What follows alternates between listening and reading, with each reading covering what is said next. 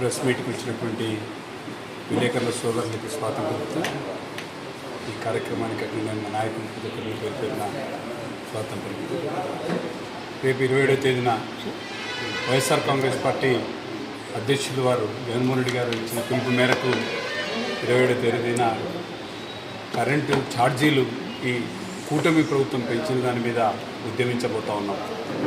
ప్రజల పక్షాన, రైతుల పక్షాన, పరిశ్రమల యాజమాన్యం పక్షాన మీరు బాదుతున్న బాధుడు మేము తట్టుకోలేకున్నాము.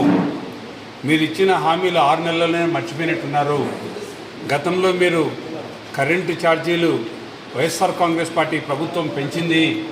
మా ప్రభుత్వం వస్తే కరెంటు ఛార్జీలు పెంచము, వీలైతే తగ్గిస్తాము, ఇంకా వీలైతేనా ప్రజల దగ్గర ఉంటే కరెంటు మేమే కొంటామని కూడా చెప్పినారు.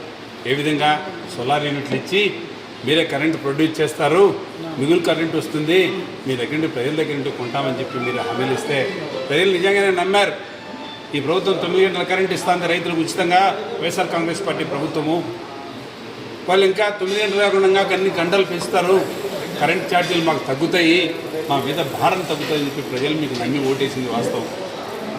6 నెలలు కాలేదు, దాదాపున 15,400 కోట్ల రూపాయలు సర్దుబాటు ఛార్జెస్ అని, ట్రూప్ ఛార్జెస్ అని రకరకాల పేర్లు పెట్టి ప్రజలకు తెలియకుండా చాప కింద నీరులాగా ఆంధ్రప్రదేశ్ ప్రజల మీద 15,400 కోట్ల రూపాయలు దాదాపున 6 నెలలు కాలేదు.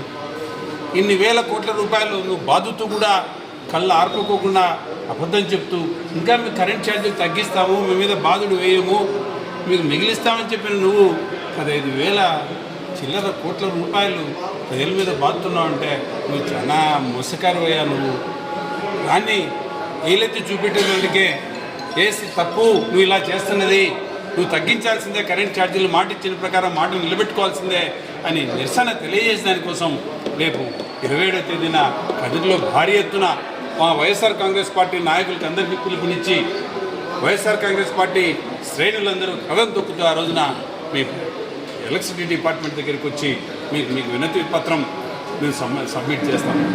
ఆ తర్వాత కూడా వినకపోతే అంచెలుగా ఈ ఉద్యమాన్ని ఉధృతం చేస్తామని హెచ్చరిస్తూ రేపు 27వ తేదీకి వైఎస్ఆర్ కాంగ్రెస్ పార్టీ శ్రేణులందరూ తరలి రావాలని చెప్పి వైఎస్ఆర్ కాంగ్రెస్ పార్టీ ఆఫీస్ దగ్గర ఉంటే అందరం కలిసిపోదామని చెప్పి పిలుపునిస్తూ ఈ అవకాశం ఇచ్చిన పెద్దలకి కృతజ్ఞతలు తెలియజేస్తూ సెలవు తీసుకుంటాం.